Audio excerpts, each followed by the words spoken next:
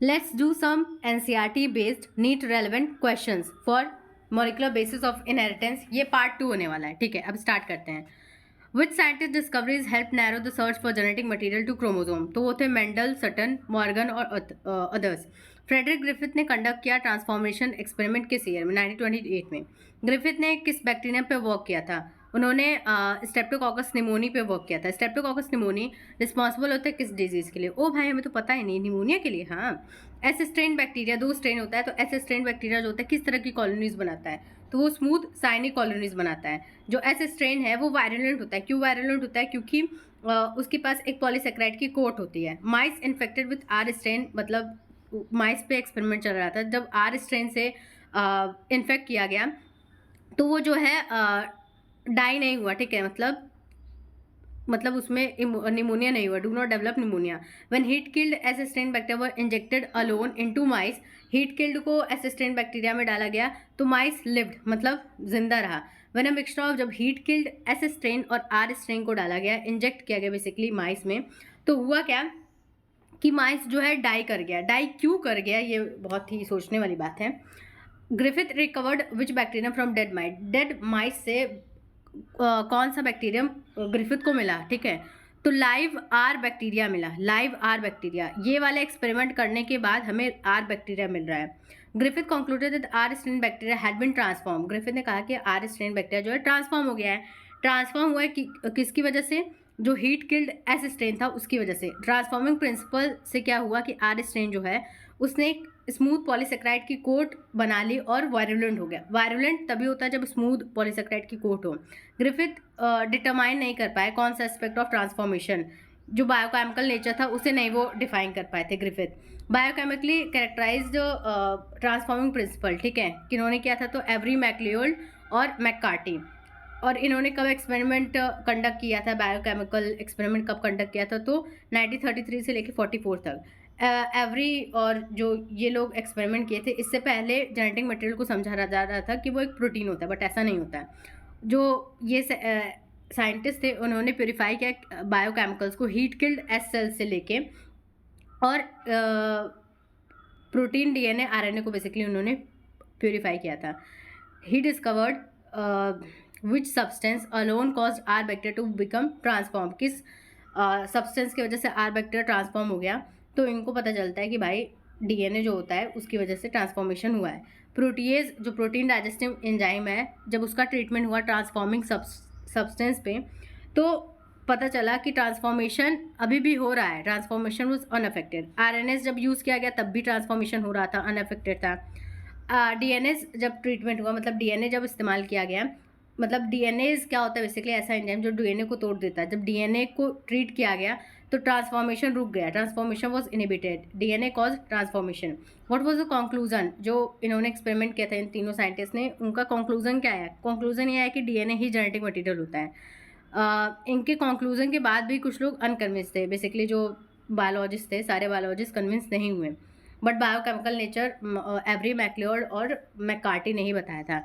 But ये बहुत important question है. अनइक्वल प्रूफ दिया कि डीएनए ही जेनेटिक मटेरियल होता है, ये किसने दिया था? तो अल्फ्रेड हर्शी और मार्था चेस ने. हर्शी और चेस ने एक्सपेरिमेंट कब कंडक्ट किया था? 1952 में.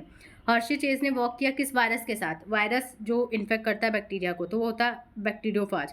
जब बैक्टीरिया से अटैच होता है, बैक्टीरिया के ऊपर जब बैक्टीरियोफाज अटैच होता है तो वो अपने जेनेटिक मटेरियल को बैक्टीरियल सेल के अंदर जाता है. तो बैक्टीरियल सेल क्या हो जाता है? बैक्टीरियल सेल बेसिकली जो वायरस का डीएनए होता है, सॉरी डीएनए नहीं, वायरस का जो जेनेटिक मटेरियल होता है वो खुद का समझता है और फिर मल्टीपल कॉपीज बनाने लगता है वायरस का. अभी तक पता नहीं चला है अच्छे से कि जेनेटिक मटेरियल क्या है. हर्शी और चेस ने डिस्कवर किया कौन सा कंपोनेंट वायरस का बैक्टीरिया में एंटर करता है. तो उन्होंने डिस्कवर किया कि डिस्कवर करना चाहते थे कि प्रोटीन जा रहा है या फिर डीएनए जा रहा है, क्या चीज़ है जो अंदर जा रही है. Viruses grown on medium with radio active phosphorus. Viruses जिसे ग्रो किया गया था रेडियो एक्टिव फॉस्फोरस में, वो रेडियो एक्टिव डीएनए कंटेन कर रहे थे. क्यों ऐसा क्यों था? क्योंकि डीएनए में फॉस्फोरस होता है और प्रोटीन में नहीं होता. वायरसेस जिन्हें ग्रो किया गया था रेडियो एक्टिव सल्फर वाले मीडियम पे, उनमें रेडियो एक्टिव प्रोटीन मिला. क्यों? क्योंकि प्रोटीन में सल्फर होता है और डीएनए में नहीं होता. ठीक है, सल्फर प्रोटीन में होता है और फॉस्फोरस डीएनए में होता है. कौन से रेडियो एक्टिव आइसोटोप को यूज़ किया गया था डीएनए को लेबल करने के लिए? डीएनए को लेबल करने के लिए फॉस्फोरस यूज़ किया गया था, 32 फॉस्फोरस यूज़ किया गया था। और किस आइसोटोप को यूज़ किया गया था प्रोटीन को लेबल करने के लिए? तो सल्फर, 35S सल्फर यूज़ किया गया था। रेडियो एक्टिव फेजेस जो होते हैं वो अटैच करते हैं बैक्टीरियल होस्ट पे, ई कोलाई पे। आफ्टर इन्फेक्शन के बाद जब बैक्टीरिया के ऊपर बैक्टीरियोफाज बेसिकली आ जाता है और वो इन्फेक्ट कर देता है तो वायरल कोड्स रिमूव हो जाते हैं बैक्टीरिया से by agitating in a blender. Virus particle वो सेपरेटेड फ्रॉम बैक्टीरिया से सेपरेट हो जाते हैं स्पिन करके in a centrifuge. When bacteria were infected with viruses having radioactive DNA, मतलब बैक्टीरिया को जब ऐसे वायरसेस से इन्फेक्ट किया गया जिसमें रेडियो एक्टिव डीएनए था तो बैक्टीरिया पाया गया रेडियो एक्टिव, यानी कि डीएनए पास हो गया था वायरस से बैक्टीरिया में। लेकिन जब उसे रेडियो एक्टिव प्रोटीन वाले वायरस से इन्फेक्ट किया गया तो जो बैक्टीरिया था वो रेडियो एक्टिव नहीं हुआ, नॉट रेडियो एक्टिव, क्योंकि प्रोटीन जो है वो बैक्टीरिया में एंटर नहीं हुआ। 35S एक्सपेरिमेंट में रेडियो एक्टिविटी कहाँ डिटेक्ट हुई? सुपरनेटेंट में, मतलब जो वायरस का पार्ट जो बाहर रह गया था उसमें, सुपरनेटेंट में। 32P एक्सपेरिमेंट जब किया गया तो रेडियो एक्टिविटी ऑब्जर्व हुई बैक्टीरियल सेल में, यानी कि ट्रांसफॉर्मेशन हुआ। ट्रांसफॉर्मेशन क्यों हुआ? डीएनए की वजह से। कंक्लूजन हर्सी चेस एक्सपेरिमेंट का क्या था कि डीएनए ही जेनेटिक मटेरियल होता है जो वायरस से बैक्टीरिया में ट्रांसफर हुआ। जो डिबेट था प्रोटीन और डीएनए के बीच में एज जेनेटिक मटेरियल, वो अनइक्वली रिजॉल्व किसने किया? हर्शी और मार्था चेस ने। बहुत ही इंपॉर्टेंट क्वेश्चन है। DNA contain phosphorus but not, DNA में फॉस्फोरस होता है बट क्या नहीं होता है? तो नाइट्रोजन होता है, ऑक्सीजन होता है, कार्बन होता है, सल्फर ही नहीं होता है। Protein contain sulphur but not, protein में सल्फर होता है बट क्या नहीं होता? फॉस्फोरस नहीं होता। The protein code of the phase after infection, infection के बाद वो बैक्टीरियल सेल के बाहर ही रहता है। After the Hershey Chase experiment it became establish कि डीएनए ही जेनेटिक मटेरियल होता है, बात खत्म। प्रॉपर्टीज ऑफ जेनेटिक मटेरियल, कुछ वायरसेस ऐसे होते हैं जहाँ पे RNA as a genetic material act करता है। एग्जाम्पल में जैसे टोबैको मोज़ैक वायरस है, ये T2 फेज में क्या होता है? डीएनए होता है, तो सी है ऑप्शन।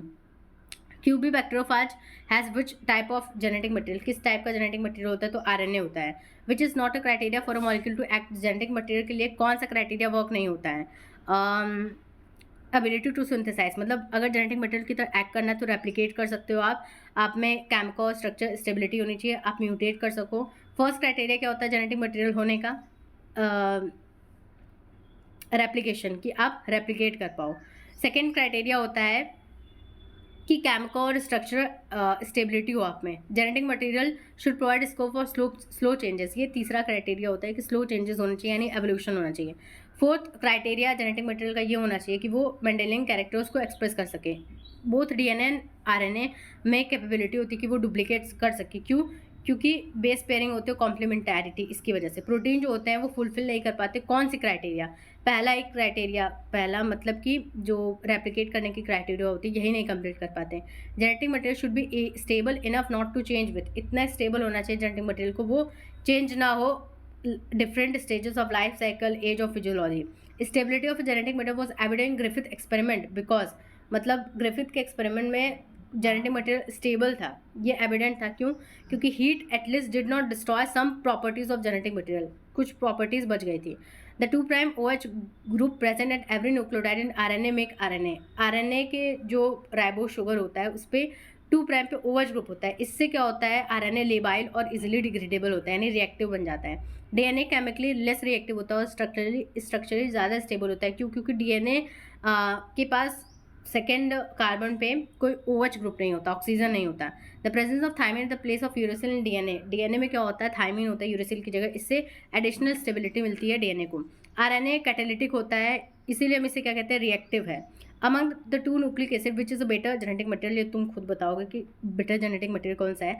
आरएनए अनस्टेबल होता है, इसीलिए वो म्यूटेट करता है फास्टर रेट से। वायरसेस जिसमें आरएनए जीनोम है उनकी शॉर्टर लाइफ स्पैन होती है, लेकिन ये बहुत जल्दी इवॉल्व करते हैं। आरएनए डायरेक्टली कोड कर सकता है for synthesis of protein, so it can easily express the characters.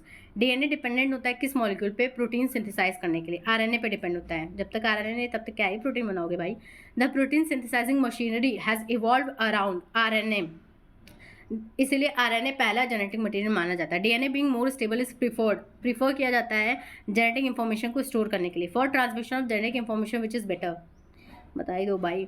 Why is DNA the predominant genetic material while RNA perform function of messenger adapter? मतलब डीएनए जेनेटिक मटेरियल का काम कर रहा है और आरएनए जो है मैसेंजर का काम कर रहा है। क्यों? क्योंकि डिफरेंसेस है केमिकल स्ट्रक्चर में, दोनों न्यूक्लिक एसिड के। डीएनए के पास क्या है? थायमीन है, इसके पास यूरेसिल है। डीएनए के पास ऑक्सीजन नहीं है, आरएनए के पास है, तो इसलिए both DNA and RNA can function as a genetic material, but DNA को प्रीफर किया जा रहा है स्टोरेज के लिए। क्यों? क्योंकि डीएनए ज़्यादा स्टेबल है। सो या that is it. Do watch the first video in the description. Hey, like, share.